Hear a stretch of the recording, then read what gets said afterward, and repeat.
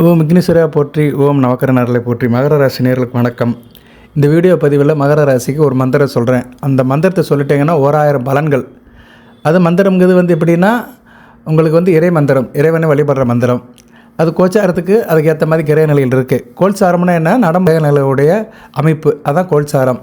ஜனன ஜாதகங்கிறது உங்கள் பிறந்த ஜாதகம். சரியா? உங்கள் பிறந்த ஜாதகத்துக்கும் கோச்சாரத்துக்கும் மேட்ச் பண்ணி தான் பலன்கள் சொல்லணும். அப்படி சொல்லும்போது உங்களுக்கு ராசி பலன்கள் நான் சொல்கிறேன்.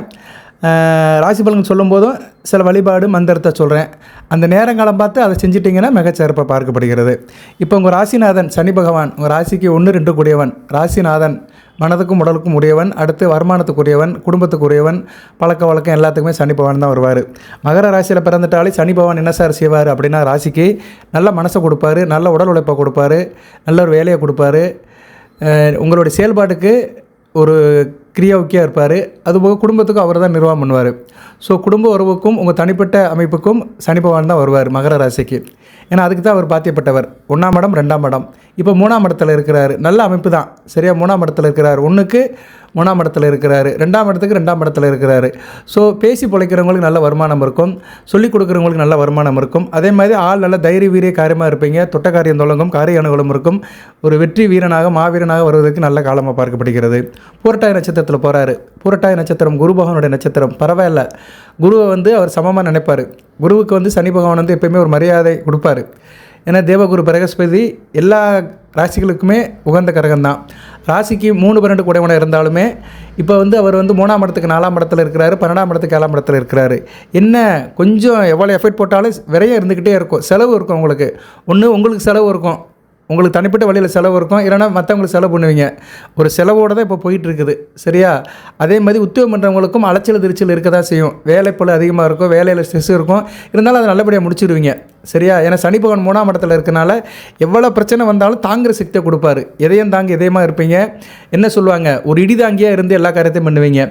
ஸோ இப்போ சனி பகவான் பூரட்டாதி நட்சத்திரத்தில் போயிட்டு இருக்கிறாரு. ஜனவரி 22ஆம் தேதி வரைக்கும் பூரட்டாதி நட்சத்திரத்தில் தான் இருக்கிறாரு. ராசிக்கு 12ஆம் இடம் வலுப்புறது. சூரியன், செவ்வாய், அடுத்து சந்திரன் வராங்க. இப்போ சூரியனும் செவ்வாயும் இருக்கிறாங்க. ஆகாத கிரகங்கள் சூரியன். ஸோ சூரியன் 12ஆம் இடத்துல இருக்கிறாரு. 8 கூடியன் 12ஆம் இடத்துல இருக்கனால கொஞ்சம் அலைச்சல் திருச்சல் இருக்கும். எதிர்பாராமல் எங்கேனாச்சும் போகிற மாதிரி இருக்கும். திடீர்னு எதிர்பாராத இடத்துக்கு போகிற மாதிரி இருக்கும்.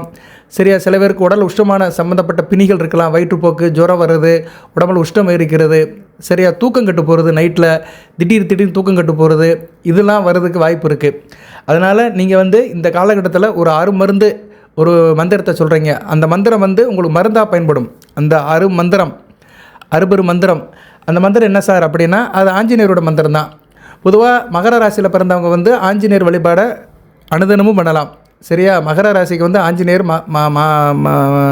மங்காத புகழை கொடுப்பாரு, மாசற்ற பலனை கொடுப்பாரு, நல்ல ஒரு யோகத்தை கொடுப்பாரு, அதிர்ஷ்டத்தை கொடுப்பாரு. குறிப்பாக மகர ராசியில் நீங்கள் எந்த லக்கணத்தில் பிறந்தாலுமே ஆஞ்சநேயரோட வழிபாடு உங்களுக்கு சிறப்பை தரும். சரியா? நேரில் அவர் பொதுவான கடவுள் தான். ஆஞ்சநேயர் ராமபக்தர், ஒரு சிரஞ்சீவி. சப்த சிரஞ்சீவிகளில் முதல் சிரஞ்சீவி ஆஞ்சநேயர் தான். சரியா? அந்த சிரஞ்சீவி மந்திரத்தை சொல்கிறது மிகச்சிறப்பாக இருக்குது. வருகிற 19ஆம் தேதி 19/12/2025 மார்கழி 4ஆம் தேதி அனுமன் ஜெயந்தி. அன்றைக்கி சர்வ அமாவாசையும் கூட. அன்றைக்கி அனுமார் கோயிலுக்கு போங்க, அனுமார் நாமத்தை சொல்லுங்கள். அதை பற்றி தான் இந்த வீடியோவில் பார்க்க போகிறோம். பலன்களையும் சொல்கிறேன். அனைவரும் லைக் பண்ணுங்கள். இந்த இடத்துல ராம மந்திரத்தை சொல்லுங்கள். மகர ராசி நேயர்கள் சீதாராம் அந்த திருமண கோலத்தில் அந்த பட்டாபிஷத்தில் இருக்கிற ஆஞ்சநேயர் இருப்பார். அந்த ஆஞ்சநேயரை தான் வழிபாடு பண்ணணும். சரியா? தனியாக இருக்கிற ஆஞ்சநேயர் வழிபடக்கூடாது.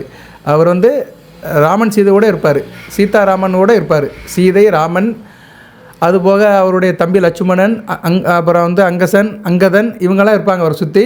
அனுமாரும் இருப்பார். ஸோ அவர் ஒரு டீமாக இருப்பார். அந்த ராஜசபையில் ராமச்சந்திரமூர்த்தி, ஸ்ரீராமச்சந்திரமூர்த்தி பட்டமளிப்பு விழாவில் அவர் கலந்துக்குருவார். அந்த சீதாராமன் இருக்கிற ஆஞ்சநேயரை தான் வழிபாடு பண்ணணும். அந்த படத்தை வேணால் உங்களுக்கு நான் அனுப்புகிறேன். சரியா?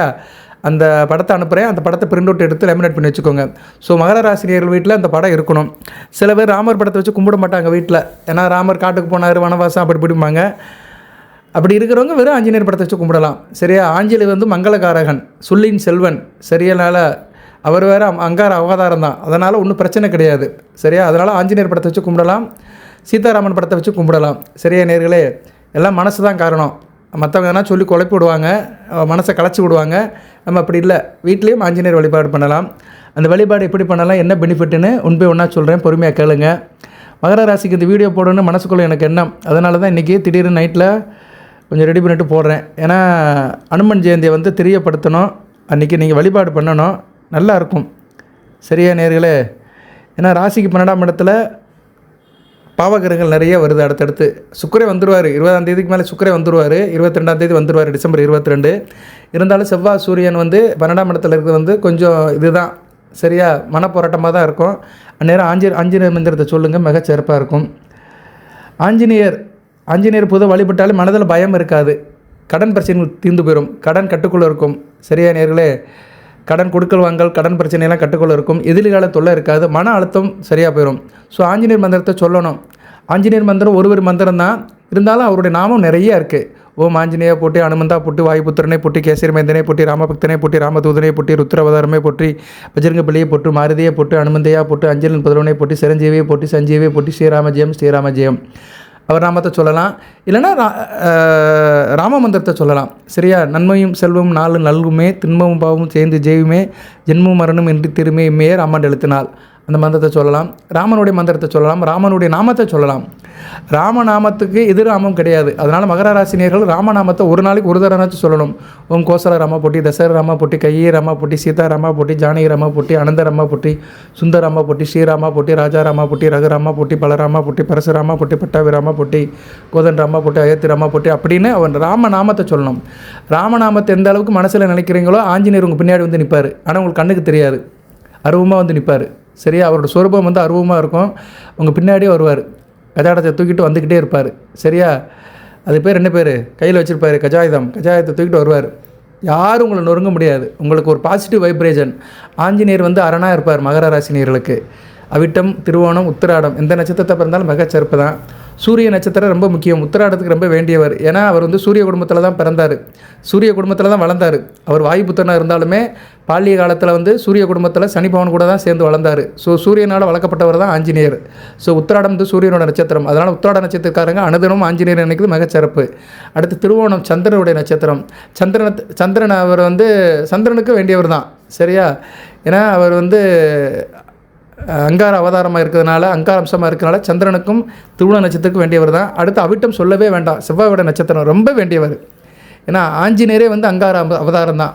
அங்காரன்னா என்ன? ஒரு வலிமையானவன், ஒரு திறன் படைத்தவன், ஒரு படைக்கு தலைவன், படை தளபதி. ராமாயணத்தில் ராமர் சண்டைக்கு போகும்போது ஆஞ்சநேயர் தான் இதாக இருந்தார், லீடு கொடுத்தாரு. அந்த பாலம் அமைக்கிறதுலேருந்து தூது போனதுலேருந்து எல்லாத்துக்குமே வந்து ஒரு லீடு கொடுத்தது தான் ஆஞ்சநேயர் தான். ராவணனை வதம் பண்ணும்போது ஒரு முக்கியமான ஒரு ரோல் இருந்தவர் ஆஞ்சநேயர் தான். ஸோ அவர் அந்த போர்ப்படை தலைவர் இருந்ததுனால அங்காரவுடைய அம்சமாக பார்க்கப்படுகிறார். ஸோ அவிட்ட நட்சத்திரத்துக்கு வந்து ராம மந்திரம் வந்து அருமருந்தாக இருக்கும். ஸோ 3 நட்சத்திரத்துக்குமே இதை நீங்கள் செய்யலாம். அதுபோல் வாழ்க்கையில் காரணப்பட்ட பயம், நிம்மதி இல்லாமல் இருக்குது, எதிரிலான பிரச்சனை வருது, சரியாக கடன் சுமை, இப்படி நிறைய பேர் இந்த சூழலில் இருந்து சங்கடப்பட்டு இருக்காங்க. அவங்களுக்குலாம் ஆஞ்சநேயர் ஒரு காப்பாளராக இருப்பார். அது மாதிரி தடைகளை அனைத்தையும் துவசம் பண்ணிடுவார், அடித்து துவசம் பண்ணிடுவார். ஸோ ஆஞ்சநேயர் தினத்தன்று, ஆஞ்சநேயர் ஜெயந்தி என்று அவர் வழிபடுறது மிகச்சிறப்பு. காலையில் வெள்ளனை எந்திரிச்சிருங்க. சரியா? வெள்ளனை எந்திரிச்சு குளிச்சிருங்க. சிவப்பு அல்லது குங்கும நலர் ட்ரெஸ்ஸு போட்டுக்கோங்க. சிவப்பு ட்ரெஸ் போட்டுக்கலாம். சரியா? சிவப்பு வேஷ்டி இருந்தால் கட்டிக்கலாம், நம்ம காவி வெட்டி கூட கட்டிக்கலாம். சரியா? உங்கள் சாய்ஸ் தான். இல்லைனா சிவப்பு கலரில் உள்ள ட்ரெஸ் போட்டுக்கலாம். சரியா? சிவப்பு ஷேடு வர மாதிரி ட்ரெஸ் போட்டுக்கலாம். வீட்லேயோ கோயிலையோ ஆஞ்சநேயரை வச்சு கும்பிடலாம். சரியா? வீட்லேயும் கும்பிடலாம், கோயிலையும் கும்பிடலாம், உங்கள் சௌகரியம் தான். நான் கோயிலுக்கு தான் போகணும்னு நினைக்கிறவங்க கோயிலுக்கு போங்க, வீட்டில் இருக்கிறவங்க வீட்டில் வச்சு கும்பிடுங்க. எள்ளு தீபம் போடலாம், இல்லைனா நல்லெண்ணெய் தீபம் போடலாம். சிலர் வீட்டில் எள்ளு தீபம் போட மாட்டாங்க, அதனால் நல்லெண்ணெய் ஊற்றி ஒரு தீபம் போடலாம். வெண்ணெய் போடுறது ரொம்ப சிறப்பு. வெண்ணெயை வாங்கி வெண்ணெயை வந்து நெய்வேத்தியமாக வைக்கலாம், இல்லைனா வெண்ணெயில் செஞ்ச பலகாரத்தை அவருக்கு நெய்வேத்தியமாக வைக்கலாம். அதுபோக நெய்யிலையும் தீபம் போடலாம். சரியா? நல்லெண்ணெய், நெய் ரெண்டிலையும் தீபம் போடலாம். வெண்ணெயை வந்து பிரசாதம் வைக்கலாம் அவருக்கு. சரியா நேரில்? வெண்ணெயை வந்து நீங்கள் அப்படியே எடுத்து வச்சு கூட நீங்கள் அதை வந்து சாப்பாட்டுக்கு யூஸ் பண்ணிக்கலாம். ஸோ இப்படி நிறைய இருக்குது. அதுபோக வந்து தீபம் ஏற்றிட்டு அவருக்கு வந்து வெத்தலை, வெல்லம், வாழைப்பழம், வடைங்கிறது உளுந்த வடை தான். சரியா? உளுந்த வடை வந்து நிவேதனமாக வைக்கலாம், வச்சு வழிபாடு பண்ணுறது மிகச்சிறப்பாக பார்க்கப்படுகிறது. கோயிலில் அவருக்கு அபிஷேகம் நடக்கும். என்ன அபிஷேகம் நடக்கும்? வெண்ணெய் சாத்தல் நடக்கும், மாலை போடுறது, வெத்தலை மாலை போடுறது, துளசி மாலை போடுறது எல்லாமே நடக்கும். ஸோ வீட்டில் கூட நீங்கள் பண்ணலாம். வீட்டில் வந்து விளக்கு போடுறதா இருந்தால் வெத்தலையை வச்சு விளக்கு போடுங்க. சரியா? வெத்தலை இருக்குது பார்த்தீங்களா? வெத்தலையை வந்து நீங்கள் வந்து எத்தனை வெத்தலை சார் வைக்கணும் அப்படின்னா, அது வெத்தலையில் ஒன்றும் கணக்கு கிடையாது. சரியா? மகர ராசிக்கு ஒரு 5 வெத்தலை வைங்க. 5 வெத்தலை வச்சா நல்லாயிருக்கும். ஏன்னா 5 வந்து ஒரு நல்ல ஒரு எண்ணாக பார்க்கப்படுகிறது. புதனுடைய ஆதிக்கம் இருக்கும். ஏன்னா புதன் பெருமாளோட அம்சம். அதனால் 5 வெத்தலை வச்சு 5 வெத்தலைக்கு மேலே ஒரு 5 விளக்கு வைங்க. 5 விளக்கு வைக்கணும் கிடையாது. 5 வெத்தலையை வந்து பித்தளை தாம்பரத்தில் பரத்தி வச்சுருங்க. நடுவில் விளக்க வச்சுருங்க. சரியா? அகல் விளக்கு ஒரு விளக்கு வச்சாலே போதும். நல்லெண்ணெய் விளக்காக இருந்தாலும் சரி, நெய் தீபமாக இருந்தாலும் சரி, ஒரு தீபத்தை வைக்கலாம். ஒரு 5 வெத்தலை பரப்பி வச்சுருங்க. நடுவில் விளக்க வச்சுருங்க. காம்பு வந்து வெளியே இருக்கும், அந்த முனி வந்து உள்பக்கமாக இருக்கும். வெத்தலை பரப்பு திரும்பல ஒரு சின்ன தட்டில் 5 வெத்தலை பரத்திட்டு நடுவில் விளக்க வச்சுட்டிங்கன்னா மிக சிறப்பாக இருக்கும். ஸோ ஆஞ்சநேயருக்கு இதை காட்டில் ஒரு சிறப்பு கிடையாது. வீட்டில் செஞ்சோம்னா ரொம்ப அருமை. வீட்டில் அந்த பாசிட்டிவ் வைப்ரேஷன் அப்படியே இருக்கும். அதை செஞ்சுட்டு நெய்வேத்தியம் பண்ணிவிட்டு நீங்கள் வந்து அனுமானுடைய சாலிசா மந்திரம் சொல்லலாம், ராம மந்திரம் சொல்லலாம். அப்புறம் நான் அடுத்து சொல்ல போகிற மந்திரத்தையும் சொல்லலாம். சரியா? ஸோ 108 தடவை சொல்லலாம், இல்லைனா 1008 தடவை சொல்லலாம். ஒரே ஒரு மந்திரம் தான். ஒரு மந்திரம் வந்து 1000 பலன்கள் கொடுக்கும். ஓம் அனுமதே நம, அவ்வளோதான். சரியா? ஓம் அனுமதே நம, ஓம் அனுமதே நம, ஓம் அனுமதே நம, ஓம் அனுமதே நம அப்படின்னு 108 தடவை சொல்லுங்கள். குறைஞ்சது 18 தடவை சொல்லுங்கள். 18, 108, 1008 உட்காந்து சொல்லுங்கள். சரியா? நல்ல விதமாக பார்க்கப்படுகிறது. சார் எப்போ சார் கும்பிடலாம் அப்படின்னு நிறைய பேர் கேட்பாங்க. வெள்ளிக்கிழமை எந்த ஓரையில் கும்பிடலாம்னா, வெள்ளிக்கிழமை பூஜை பண்ணுறதுக்குன்னு ஓரைகள் இருக்குது. காலையிலே பண்ணலாம். 6 to 7 பண்ணலாம். 6 மணிலேருந்து 9 மணி வரைக்கும் பண்ணலாங்க. சரியா? சுக்கிர ஓரை, புதன் ஓரை, சந்திர ஓரை அருமையாக இருக்குது. இதுதான் இறைவனோட அனுக்கிரகம். நல்லா வரும். சுக்கிர ஓரை, புதன் ஓரை, சந்திர ஓரை. அதனால தான் வெள்ளிக்கிழமை காலையில் எல்லோரும் சாமி கும்பிட்றாங்க. இந்த 3 ஓரையிலும் சாமி கும்பிடலாம். சரியா? சுக்கிர ஓரை, புதன் ஓரை, சந்திர ஓரை. ஸோ 6 to 9க்குள்ளே பண்ணிடுங்க. நல்லா கும்பிட்டோம்னா ஒரு அரை மணி நேரத்தில் கும்பிட்டுலாம். சரியா? ஒன்றும் கிடையாது. இன்றைக்கி என்ன பண்ண போகிறீங்க? ஆஞ்சநேயர் படத்தை துடைக்க போகிறீங்க. வீட்டில் வந்து சீதாராமனோட ஆஞ்சநேயர் இருந்தாலும் அந்த படத்தை வச்சுக்கோங்க. இல்லாட்டி சாதாரண ஆஞ்சநேயர் படம் இருந்தால் அதை துடைச்சிருங்க. பன்னீர் வச்சு துடைங்க. பூ போடுங்க. துளசி போட்டுருங்க அவருக்கு. சரியா? பூ போடலாம், துளசியும் போடலாம், நறுமண மலர்களும் வைக்கலாம். விநாயகர் படத்தை வைங்க. வீர கணபதி படத்தை வச்சுக்கோங்க. ஏன்னா விநாயகருக்கும் ஆஞ்சநேயருக்கும் நல்ல ஒரு சம்பந்தம் உண்டு. விநாயகர், சனி பகவான், ஆஞ்சநேயர் 3 பேருமே நண்பர்கள். இவங்க எல்லாமே சூரிய குடும்பத்தில் பழக்க வழக்கமாக சின்ன குழந்தையிலே பாலிய நண்பர்களாக வாழ்ந்தவர்கள். சரியா? அதனால் சனி பகவான் வந்து விநாயகர் கும்பிட்டாலும் கட்டுப்படுவார், ஆஞ்சநேயர் கும்பிட்டாலும் கட்டுப்படுவார்.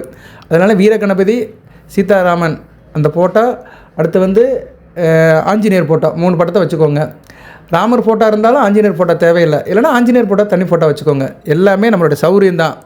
அது இல்லை இது இல்லைன்னு என்றைக்கும் குறைப்படக்கூடாது. நிறைய பேர் என்னென்னா குறைப்படுவாங்க, வருத்தப்படுவாங்க. என்கிட்ட அது இல்லையே நான் என்ன செய்ய அப்படிம்பாங்க. குறை ஒன்றும் இல்லைங்க. வீட்டில் ஃபோட்டோ இல்லைன்னா தீபத்தை ஏற்றி கூட சாமியை கும்பிடலாம். தீபம் தான் பேசும். சரியா? தெய்வமே வந்து தீபமாக தான் இருக்குது. சரியா? தெய்வமே ஒளியாக தான் இருக்குது. சரியா? அந்த காலத்தில் ஒளியாக தான் வந்து தெய்வமாக கும்பிட்டுருக்குறாங்க. சூரியன் தான் ஒளி. ஒளிக்கெல்லாம் தலைவன் வந்து யார்? சூரியன். ஒளியின் பிறப்படமே சூரியன் தான். பிரபஞ்சத்துக்கே ஒளியை கொடுக்குறவன் சூரிய பிரகாசமே சூரியன் தான். சூரியனை தான் தெய்வமாக கும்பிட்டுருக்குறாங்க. இரவில் சந்திரனை கும்பிட்டுருக்குறாங்க. ஸோ அவங்க 2 பேருமே ஒளி தான், ஒளி கிரகங்கள். ஸோ ஒளி தான் முக்கியம். ஸோ தீபச்சுடரை வந்து தெய்வமாக கும்பிடலாம். தெய்வம் பேசும். தீபத்தின் முன்னாடி தெய்வம் பேசும். அதனால் இந்த ஃபோட்டோ விக்கிரகம் எல்லாமே வந்து பின்னாடி சேர்த்துக்கிட்டு தான். அவர் அப்படி இருப்பார், இந்த தெய்வம் அப்படி இருக்கும், அது கையில் அது இருக்கும், முருகனா வேல் வச்சுருப்பார், சக்தினா வந்து சூலாயுதம் வச்சுருக்கோம், சிவன்னா பசுமாட்டில் வருவார், பெருமாள்லாம் கருடனில் வருவார். எல்லாமே வந்து ஒரு யூகத்தின் அடிப்படையில் அது சில அசிரியர் முறையில் கேட்ட தகவலின்படி செய்யப்பட்டது. சரியா? அது யூகம்னு சொல்ல முடியாது. அதுக்கும் சில காரணங்கள் இருக்குது. சரியா? அது ஒரு தொட்டு வந்திருக்குது. ஞானிகள், சித்தர்கள், தெய்வாம்சம் இந்த முனிவர்கள் எல்லாருமே வந்து அதுக்கு ஒரு உருவம் கொடுத்து கொண்டு வந்திருக்கிறாங்க. அதை நான் மறுக்க முடியாது, இல்லைன்னு சொல்லலை நான். பட்டு அதுக்கெல்லாம் மூல ஆதாரம் வந்து ஒளி தான். சரியா? ஒளி தான். அதனால் தீபம் மட்டும் ஏற்றுங்க. என்கிட்ட ஃபோட்டோ இல்லை சார், அதனால் கும்பிடவா வேண்டாமா அப்படிலாம் சஞ்சலத்தில் இருக்காதுங்க. நமக்கு வந்து பிரச்சனை தீரணும். இந்த உயிரே வந்து ஒளி தானேங்க. உயிரை பார்க்க முடியுமா? உடம்புல உள்ள ஆத்ம ஒளியை பார்க்க முடியுமா? சரி, அதை தான் அது ஆத்ம ஒளிங்கிறாங்க. உயிருக்கு வந்து ஆத்ம ஒளி. சரியா? அந்த ஆத்மா வந்து ஒளி வடிவத்தில் இருக்குது. அந்த ஒளி வந்து நல்லா ஜெகஜோதி எறிகிறவங்க நல்லா இருப்பாங்க, தீட்சிணமாக இருப்பாங்க, எல்லாத்துக்கும் வேண்டியவராக இருப்பாங்க, நல்ல வார்த்தை பேசுவாங்க, நல்ல வாழ்க்கை வாழ்வாங்க. அவங்க போகிற இடமெல்லாம் வளமாகும், செழிப்பாகும். அந்த ஆத்ம ஒளி குறைஞ்சி போச்சுன்னு வச்சுக்கோங்களேன், அவங்க வந்து சஞ்சலப்பட்டுக்கிட்டு இருப்பாங்க. சரியா? சங்கடப்பட்டுட்டு இருப்பாங்க. ஸோ அதுக்காக என்ன சொல்கிறாங்க? மனதை வந்து விரிவுபடுத்து. அதான் சொல்கிறான், நெஞ்சமே கோயில், நினைவே சுகந்தம், பூஜை கொள்ள வரா பராபரமே. முடிஞ்சு போச்சு. தாய்மான சாமி சொல்லியிருக்கிறாரு. நம்ம நெஞ்சம்தான். சரியா? நெஞ்சத்தை கோயிலாக்கிருங்க, தீபத்தை தெய்வமாக்கிருங்க, வழிபடுங்க. எல்லா சாமியும் வந்து நிற்கும். தீபம் ஒரு தீபத்தை ஏற்றிட்டு குத்து விளக்கையும் ஏற்றுங்க, நெய் தீபத்தையும் போடுங்க. நான் சொன்ன மாதிரி அந்த 5 வெத்தலையில் வச்சு நடுவில் தீபத்தை வச்சு வழிபாடு பண்ணுங்க. மிகச்சிறப்பாக பார்க்கப்படுகிறது. ஓம் அனுமதே நம, அதை வந்து 108 தடவை சொல்லுங்கள்.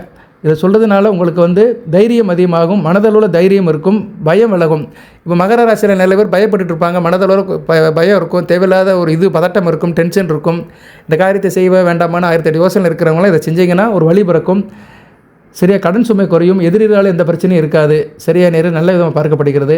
அதுபோக சுந்தரகாண்டம் படிக்கலாம். ராமாயணத்தில் சுந்தரகாண்டம் இருந்துச்சுன்னா சுந்தரகாண்டத்தை நேரம் நீங்கள் படிக்கலாம், அன்றைக்கி முழுக்க படிக்கலாம். சரியா ஒரே நேரத்தில் தான் படிக்கணும் கிடையாது, ஏக்தமில் தான் செய்யணும் கிடையாது, கொஞ்சம் கொஞ்சமாக செய்யலாம். இதை பிரார்த்தனை பண்ணிவிட்டு சாப்பிடுங்க. காலையில் டிஃபன் சாப்பிட்டுட்டு அன்றைக்கி வெள்ளிக்கிழமை எல்லாத்துக்கும் ஒர்க்கிங் டே தான் இருக்கும். ஸோ ஈவினிங் வந்து கூட இன்றைக்கி படிக்கலாம். வெள்ளிக்கிழமை இரவு 8 to 9 கூட கும்பிடலாம். சுக்கர வரையில் கும்பிட்டுட்டு அந்த அனுமனுடைய சாலிசா மந்திரம், மற்ற மந்திரம், அது சுந்தரகாண்டம், அனுமனுடைய மற்ற மந்திரத்தில் சொல்கிறது மிகச்சிறப்பாக பார்க்கப்படுகிறது.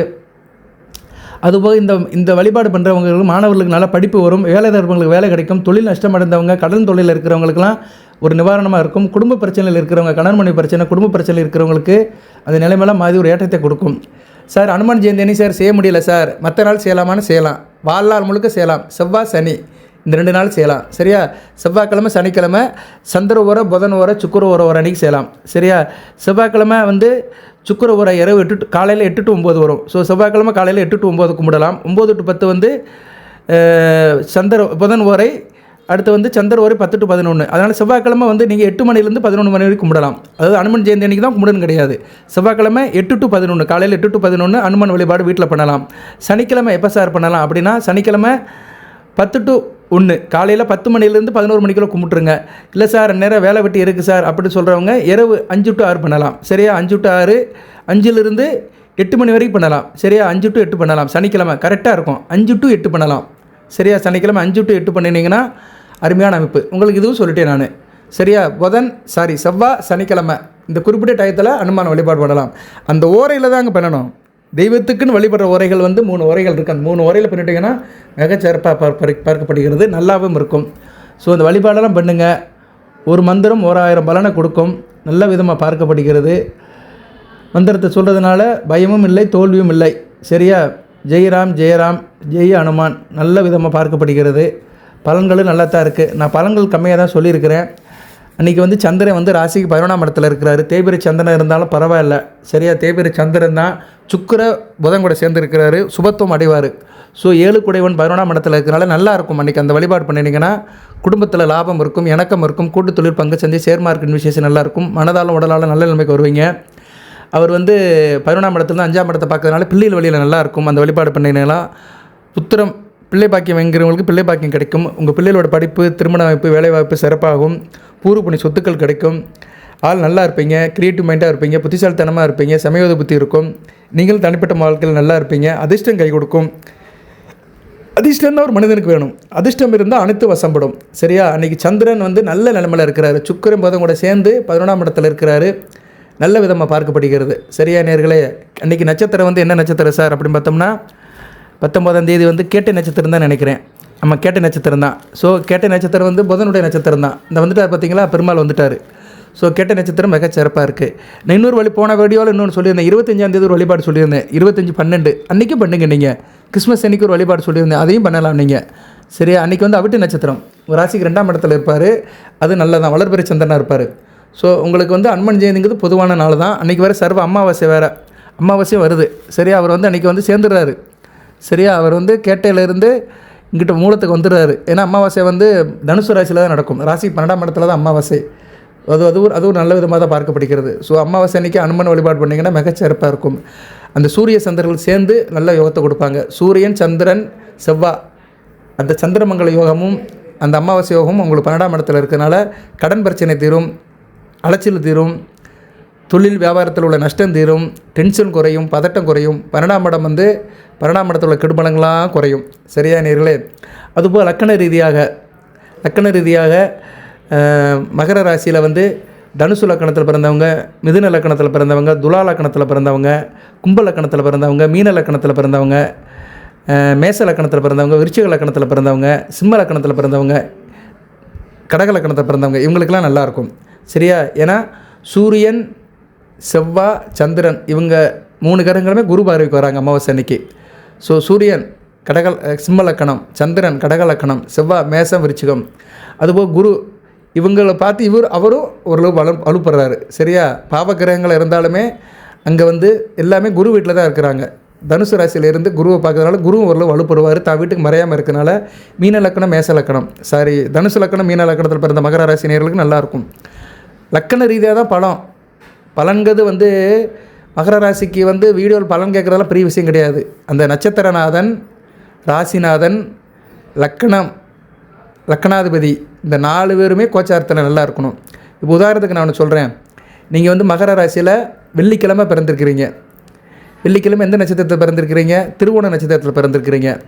அப்போ உங்களுக்கு வந்து லக்கணத்தை மறந்துடுவோம். இப்போ ஈஸியாக சொல்கிறேன், ஏன்னா நிறைய பேர் லக்கணம் தெரிய மாட்டேங்க சார் அப்படிங்கிறாங்க. ஸோ லக்கணம் தெரியாதவங்க என்ன செய்யணும்னா, நீங்கள் வெள்ளிக்கிழமை பிறந்திருக்கீங்கன்னா வெள்ளிக்கிழமைக்கு எந்த கிரகம் சம்மந்தப்படும்? வெள்ளிக்கிழமைக்கு ஆதிக்கம் உள்ள கிரகம் வந்து சுக்கிரன் தான். சுக்கிரனாலே வெள்ளி தான் அர்த்தம். ஸோ நீங்கள் வெள்ளிக்கிழமை பிறந்ததுனால சுக்கிரனுடைய அருளை இயற்கையாகவே பெற்றிருக்கிறீங்க. நீங்கள் பிறக்கும்போதே வெள்ளிக்கிழமை பிறந்ததுனால சுக்கிரனோட அருள் உங்களுக்கு பரிபூர்ணமாக இயற்கையிலே கிடைக்கும். திருவோண நட்சத்திரத்தை பிறந்திருக்கிறீங்க. திருவோணம் சந்திர நட்சத்திரம். உங்கள் ஜாதக கட்டத்தில் வந்து சுக்கிரனுக்கு சந்திரன் மறையாமல் இருக்கணும். அவ்வளோதாங்க. சுக்கிரனுக்கு சந்திரன் மறையாமல் இருக்கணும். சந்திரன் உங்கள் ராசியில் தான் இருப்பார். சுக்கிரன் எங்கே இருக்கலாம் சார் அப்படின்னா, உங்கள் ராசிக்கு 2ஆம் இடத்துல கும்பத்தில் இருக்கலாம், 4ஆம் இடம் மேசத்தில் இருக்கலாம், 5ஆம் இடம் ரிஷபத்தில் இருக்கலாம், 7ஆம் இடம் கடகத்தில் இருக்கலாம். அப்படி ராசியை பார்ப்பார். 9ஆம் இடம் கன்னியில் இருக்கலாம், 10ஆம் இடம் துலாம் இடம் மூலத்திருவர் ஆட்சி பெற்றிருக்கலாம், 11ஆம் இடம் விருச்சிகத்தில் இருக்கலாம். ஸோ 6, 8, 12 மறையாமல் இருக்கணும். இப்போ நீங்கள் திருவோண நட்சத்திரம் மகர ராசி வெள்ளிக்கிழமை பிறந்திருக்கிறீங்கன்னா வெள்ளிக்கிழமைக்கு எந்த கிரகம் ஆதிக்குமோ அந்த கிரகமும் சந்திரனும் மறையாமல் இருக்கணும். இதே மாதிரி தான் உத்திராடத்துக்கு எடுத்துக்கலாம். உத்திராடம்னா சூரியனுடைய நட்சத்திரம். சூரியன் எங்கே இருக்காருன்னு பார்க்கணும். அதுபோக வந்து நீங்கள் எந்த கிழமையில் பிறக்கிறீங்க? திங்கக்கிழமை பிறக்கிறீங்கன்னா சந்திரனும் சூரியனும் மறையக்கூடாது. சரியா? உங்கள் ராசியில் தான் சந்திரன் இருப்பார். சந்திரன் வந்து ஃபிக்ஸடு. சரியா? உங்கள் ராசியில் தான் இருப்பார். ஆனால் சூரியன் வந்து சந்திரனுக்கு மறையாமல் இருக்கணும். சந்திரனுக்கு 2ஆம் இடம், 4ஆம் இடம், 5ஆம் இடம், 7ஆம் இடம், 9ஆம் இடம், 10ஆம் இடம், 11ஆம் இடத்துல சூரியன் இருக்கணும். அதே மாதிரி நீங்கள் வந்து செவ்வாய்க்கிழமை பிறந்தீங்க. செவ்வாய்க்கிழமை பிறந்திருக்கிறீங்க. எந்த நட்சத்திரமாகவும் இருக்கட்டும், செவ்வாய்க்கிழமை பிறந்திருக்கிறீங்கன்னா உங்கள் நட்சத்திரநாதன், இப்போ நீங்கள் அப்படி நட்சத்திரத்தில் பிறந்தீங்கன்னா செவ்வாய் வந்து உங்கள் ராசிக்கு மறையாமல் இருக்கணும். சரியா? இப்படி தான் நீங்கள் எடுத்துக்கணும். ஸோ நம்ம பிறந்த கிழமைக்குள்ள கிரகமும் நம்ம நட்சத்திரத்துக்குள்ள கிரகமும் ஜனன ஜாதகத்தில் மறையாமல் இருந்துச்சுன்னா வாழ்க்கையில் வெற்றி பெற்றுவாங்க. பிரச்சனை இருக்கும், ஏதோ ஒன்று பிரச்சனை வந்துட்டு தான் போகும். பிரச்சனை இல்லாத மனுஷன் கிடையாது. பணப்பிரச்சனை இல்லைனா மனப்பிரச்சனை இருக்கும், மனப்பிரச்சனை இல்லைனா உடல்நல பிரச்சனை இருக்கும். ஏதோ ஒரு பிரச்சனை மனுஷனுக்கு இருக்க தான் செய்யும். எனக்கு இப்போ கடந்த 1 வருஷமாக வயிற்று வலி தான். ஏன்னா சனி பகவான் புரட்டாதி நட்சத்திரத்தில் போகிறாரு. புரட்டாதிங்கிறது குரு நட்சத்திரம். குரு வந்து வயிறு சம்மந்தப்பட்ட பிணியில் கொடுப்பாரு. ஏன்னா 6ஆம் இடத்துல இருக்கிறாரு. ராசிக்கு 6ஆம் இடத்துல இருக்கிறனால கடன் நோய் எதிரியை கொடுப்பாரு. ஒன்று கடனை கொடுப்பாரு, இல்லைன்னா நோயை கொடுப்பாரு, இல்லை எதிரியை கொடுப்பாரு. எனக்கு வந்து அந்த பிரச்சனையை கொடுத்துட்டாரு, வயிற்று பிரச்சனையை கொடுத்துட்டாரு. இப்போ எனக்கு இப்போ மாத்திரை சாப்பிட்டு தான் இருக்கேன். கடந்த 1 மாதமாக மாத்திரை சாப்பிட்டு தான் இருக்கிறேன் வயிற்று பிரச்சனையாக.